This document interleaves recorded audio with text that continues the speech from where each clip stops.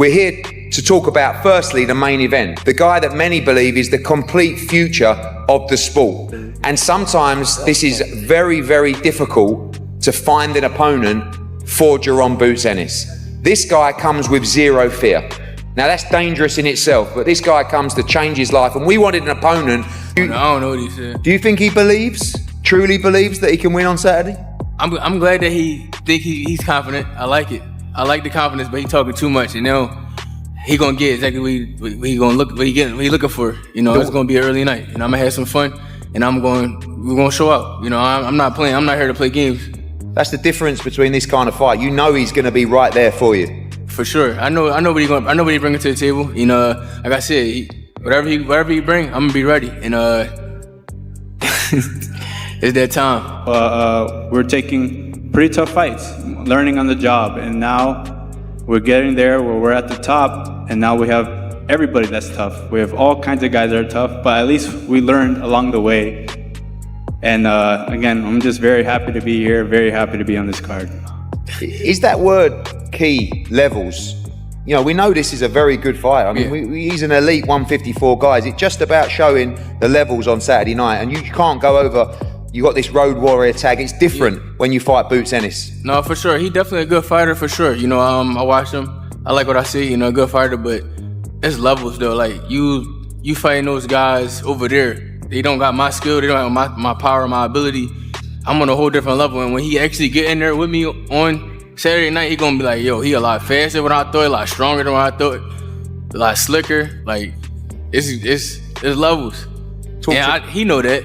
You know, he know that, but we gonna see. Danny Garcia, Robert Guerrero, and Mario Barrios, just to name a few of the guys who he has defeated over the course. You win this fight inside the distance? I win this fight however I want to do it. I'm not here to play. I'm saying, no, I'm not here to play. The battle for supremacy at 154 pounds is heating up as two of the division's biggest names move closer to a possible collision. Veteran trainer and boxing analyst Greg Hackett recently gave us thoughts on a potential showdown between Jaron Boots Ennis and unified junior middleweight champion Sebastian Fundora. In Hackett's view, Fundora may still need more time before feeling completely ready to face a fighter with Ennis's talent and all-around skill set, believing the challenge at this weight is unlike anything the champion has experienced. I don't think it's going to happen at 154. I think it's going to happen at 60. Why? I don't think Fundora wants that trouble at 54. You know what I'm saying? I don't think he's so sure of himself. I think it's going to take him a couple of years mentally to be really sure of himself. He talk a good game. He do. When he do his interviews, he talk a hell of a game. 30 seconds, he talk a hell of a game, but I don't think this is just me off of my observation. I don't think he's pleased with himself just yet to say he's going to fight Boots. Hackett explained that this matchup would feature two fighters with completely opposite physical attributes. He compared Fundora's extraordinary height and reach to a towering giraffe, while describing Ennis as a powerful tiger capable of exploding into range. Although Fundora could enjoy success controlling distance with his long arms, Hackett believes everything changes once Ennis gets close enough to attack. At that point, his hand speed, accuracy, and sharp combinations could create major problems for the taller champion. When a tiger go after a giraffe and they be working him out, even though he tall, he be trying little shit, be doing little shit, it's just hard to get the motherfuckers off. You know what I'm saying? It's gonna be like a tiger and a giraffe. One of them. When discussing both potential matchups, Breadman predicted that an Ennis versus Fundora fight would erupt into action almost immediately before Ennis eventually overwhelms Fundora for a knockout victory. However, he expects a meeting between Ennis and Virgil Ortiz Jr. to play out much differently, turning into a longer, more tactical contest because of Ortiz's disciplined work at mid-range and his effectiveness fighting on the inside. The toughest fight because where do you find 6'6" southpaw sparring with an 80-inch reach? Where do you find that at? You know what I mean? Like everybody hires Mike Fox, but there's only one of him. You know what I mean? Like where do you find that? Everybody goes to it's hilarious. Yeah, where do you find that? Like a tall southpaw is like 5'11", 6 feet, 6'1". Fundora is 6'6" in boxing shoes. Where do you find that at? With a jab, with an uppercut, with a hook. He's mean, he's battle tested, great conditioning, and he's improving in front of our eyes. So that might be, you know what I mean? The fact is, Virgil was right-handed.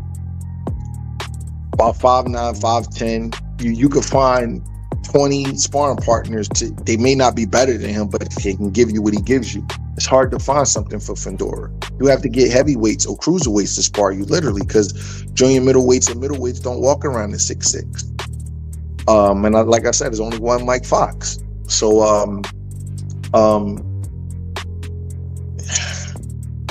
I just think that for whatever reason, this is the way my mind is viewing it, that Boots and Fundora is an early round shootout. I think that Boots, it looks like Hagler versus Hearns, and Boots gets him early. Not easy, but early. I think that Virgil and Boots go longer. I think that Virgil is a little bit more talented than Fundora. I think Boots beat Virgil because he has a better jab and can kind of score too many points with his straight punches, and Virgil marks up. And Boots is he's constant with his attack.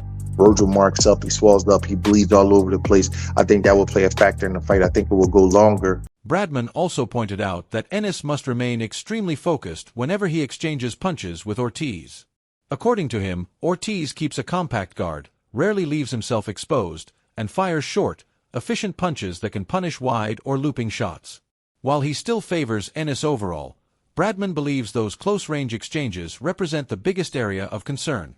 Against Ortiz, mid-range and on the inside, and he doesn't drop his hands. He throws his punches right from where they're at, and he throws short, crisp hooks and uppercuts, and he's kind of even-handed. And I think that would be, Boots will have to be on his game, because Boots likes it. Even though Boots could play with Virgil and do fancy stuff from the outside and use his speed, at some point Boots is going to back Virgil up, try to back him up, start beating his body and working in the mid-range and the inside, because that's where he likes it. That's how he sees a fight. You can't fault a person for seeing a fight the way they see a fight, but that's where Virgil likes it also. And I think that in there, that Boots will have to be really, really sharp, because although Boots is more talented than me, to me, I think sometimes Boots right in those ranges, he drops his hands a little bit and kind of wings his shot sometimes. And Virgil is a little bit more tighter and shorter right there. I think that will be the one area that Boots will have to be careful with Virgil if they're exchanging. Like, let's say they're exchanging hooks and Boots throws one of his winging type of hooks and Virgil just sit on one, boom, and turn it right over. I think that will be right there, where Boots could possibly have some trouble. So I think that he will have to be more careful with Virgil. With Fundora, the game plan is a little bit easier because he's so tall. He got to just, you know what I mean? He got to dog him. He going to have to dog him. And believe it or not, Hans, sometimes the more difficult fight is the fight where you have to pick which game plan to execute. Because Virgil, he can outbox Virgil, in my opinion, right? But somebody else may say, you know what? Virgil's a come forward fighter. If Boots pushes him back, then the fight. If Ennis and Fundora eventually meet in the ring, Hackett expects the fight to become more one-sided as the rounds progress. He predicts Ennis would slowly wear Fundora down before forcing a stoppage somewhere between rounds 8 and 10. In his opinion, Ennis's blend of speed, timing, technical skill, and punching power is on another level compared to the opponents Fundora has faced throughout his career. He'll be able to show his inside skill. You're gonna have to box him on the inside. He's got working for you. He can get past your jab, but he can break his body up for sure. How does it end? I'd say probably going the distance, maybe. Let go. Yeah. Or if you Hackett admitted that Fundora's towering 6 feet 6 inches frame and incredible reach make him a unique challenge for anyone in the division. Even so, he believes that simply using those physical gifts more effectively does not erase the defensive flaws that still exist. Hackett feels Ennis has the toughness, ring IQ, and adaptability needed to identify those openings during the fight and take full advantage whenever mistakes appear. Stoppage, 8-round stoppage between 8th and 10th. I don't think he's going to see the 12. It's going to be too much for him. What is it? You said, who? I said, what's the deciding factor? Because everybody's looking at the length of Sebastian Fundora. That's cool. But he just started using his length for you know what I'm saying? The most I can get Fundora, he battle tested, he went to war and shit. That's another thing that plays in his favor. He already went to wars. And we seen somebody who's nowhere near as technical, his boots are hit as hard as they want. Ortiz's trainer, Robert Garcia, backed up reports surrounding the fight discussions, revealing that promoter Eric Gomez, Ortiz's father, and Rick Meridian all approached him for approval before moving ahead, and he immediately supported the idea. Garcia also rejected suggestions that Ortiz should first take a tune-up fight, reminding everyone that Ortiz competed against Israil Madrimov less than a year ago and has remained active, unlike several champions who spend well over a year out of the ring without facing similar criticism. Every time, you know, they talk about a fight, certain fight, whoever it is. Obviously, I'm the one that they call for the decision. I talk it over with Senior, my team, and everybody else. So that is very true. I'm gonna tell you guys, it is very true. The fight is very close. Eric Gomez, Virgil Senior, Rick Morigan, they all came to me, asked me what I think about the fight. I said, let's do it. There's no need to wait for that fight. There's no need to get a fight before that. Like a lot of people might think that Virgil needs a fight before that. No, he doesn't. Virgil fought less than a year ago. There's world champions right now that don't fight, that fight once a year or once every 18 months, and nobody says they're out of timing because of the delay. No, Virgil fought, less than a year ago. People seem to forget his performance against Madrimov. Virgil's active. Virgil's busy. We don't need to get a fight before that. The fight will happen. The only thing that could stop the fight is if Boots decides not to fight. But the fight on our side, I was the one that like I told you guys, Eric Gomez, Senior, Rick. I said, let's do it. There's no question. There's no doubt that we win this fight. So we're. Redman gave a slight edge to Ortiz in terms of stylistic effectiveness against Fundora. He explained that once an opponent manages to close the distance, Fundora often struggles with fighters who combine speed and precision. As an example, he pointed to Ortiz's impressive performance against Tim Zhu, saying that kind of balanced two-handed attack could trouble Fundora, even though the champion has consistently shown the ability to exhaust opponents over the later rounds. Fundora and Virgil Ortiz. Damn. Man, I don't know. I'm going to flip a coin and say Virgil Ortiz. Why is that? Because I think that if he was able to... Fundora is improving and he's keeping people on the end of his jab, and his punching power seems to be a lot more than what people want to give it credit for. Yeah. And his physical strength seems to be a lot more than people want to give credit to. He just doesn't look like an intimidating guy with the glasses and the soft smokiness and very skinny. But he's a tough dude, man. He's tough to deal with. But I think that Virgil Ortiz, once you break the distance on Fundora, it'll be really hard for Fundora to be able to deal with the precision and the speed of Virgil Ortiz's punches. The first Tim Zhu fight, he was really lighting Fundora up. Yeah. And then the freak accident happened and it seemed to just change the course of Tim Zhu's career. But I think Virgil Ortiz is probably has a little bit better two-fisted attack than Tim. Probably a little bit more explosive, a little bit more twitchy, a little faster, probably a little better puncher. I think that what I saw in the Tim Zhu fight, I think Virgil Ortiz could keep that up. But I don't know, man, because Fundora seems to just wear people out late. He seems to just be like a marathon runner, and he just keeps getting stronger, and he wears you out late. But if I flip the... Panelist Paulie Malignaggi described the possible matchup as a true blockbuster event. He noted that when the fight was originally discussed, it was viewed as a strong contest without championship implications. Now, with both fighters holding world titles, the stakes have become much bigger, transforming it into a high-profile unification clash with worldwide significance. It just... Whoever. Line them up. No limit. Exactly. Line them up. This is a terrific fight, and my only gripe with it when it was being talked about the first time with it was not a non-title fight, because I was like, two guys this good should be in a world title fight. Now it is. Now there's two titles.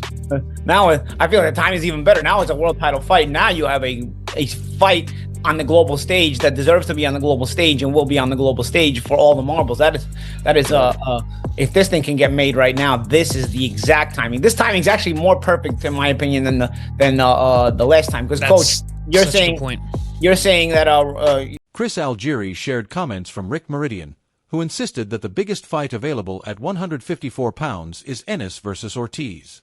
According to Meridian, any alternative would simply be viewed as avoiding the toughest challenge, placing clear pressure on both teams to make the fight happen rather than allowing negotiations to collapse. I want to get Rick Meridian's quote here on point. We all know what the best 154 pound fight is to make. Anything else is ducking and excuses. So to your point, Coach, it's done on your side. If this fight doesn't get made. Redman explained that he actually views Ortiz as the more difficult stylistic challenge for Ennis. While acknowledging Fundora's toughness, he noted that the champion has already experienced difficult moments against fighters such as Brian Mendoza and Sergio Garcia. He also emphasized how difficult it is to prepare for someone with Fundora's unusual dimensions, saying it is nearly impossible to find sparring partners who can replicate a 6'6" southpaw within 80-inch reach. Even with that physical uniqueness, Redman still considers Ortiz the more technically demanding opponent. Then for you, where anybody is always Boots versus Fundora, Boots versus Virgil, you know, that's always kind of the question. So I was just curious to see, like, how do you see a guy like Fundora matching up with Virgil? And I would assume that Virgil, in your opinion, is the number one biggest threat to Boots at 154. I think Virgil is Boots' toughest fight, but I don't know he's Boots' toughest fight. Fundora is hell. You know what I mean? He might get undervalued subconsciously with me because he got knocked out by Brian Mendoza. Yeah. You know what I mean? And we seen Lubin put him down, and we also seen Sergio Garcia probably beat him. So Fundora's had some tough nights, and I was there when he fought Jamonte Clark in the draw. Jamonte Clark was a real good amateur with the Peep. He turned pro with PBC. He was from like the Cincinnati area. He could box. And he probably beat Fundora that night. And it was a while ago, and Fundora has gotten better since then. But Fundora has had some tough nights. So maybe that's why I picked Virgil Ortiz, because Fundora may well could beat him. It's really a 50-50 fight. I'm just trying to give you a definitive answer just right now. Just trying to do the best. Breadman wrapped up by saying the Ortiz matchup requires more strategic decision-making from NS. He believes there are several effective approaches, whether fighting from the outside or applying pressure by forcing Ortiz backward. Choosing the right strategy throughout the contest adds another layer of difficulty, making it a more complicated tactical battle than a matchup with Fundora. The limit is, do I box him, or do I push him back, or do I do a little bit of both? With Fundora, like, he's not going to play the outside with a dude with an 80-inch reach that's 6'6". He's going to try to bomb Fundora out. So picking which game plan, it sometimes, as crazy as it sounds, you know, when you have more options, you have more decision anxiety. You have more, you know what I mean? That creates that. That's something that Nazem taught me. One of the first and most memorable lessons that I had as a boxing trainer, Nazem was telling me, like, sometimes, man, it's easier to deal with a guy when you know what style he has to fight. It's a little bit harder when you got to pick and choose what style to fight. So I think with Virgil, that's what makes the fight a little difficult, because there's going to be a lot of people that say Boots can outbox him. Then there's going to be people that say, man, just back him up. He can't fight backing up. And then Boots' temperament, he's going to have to figure out what he wants to do. But I like Boots in both fights. I think that Virgil is like a longer, grueling kind of fight where Boots stops him later in the fight. I say 9-10. But Fundora, I think, is an action-packed fight for me. Let us know your prediction in the comments below. Be sure to like the video, subscribe to the channel, and turn on notifications so you never miss the latest boxing news and analysis.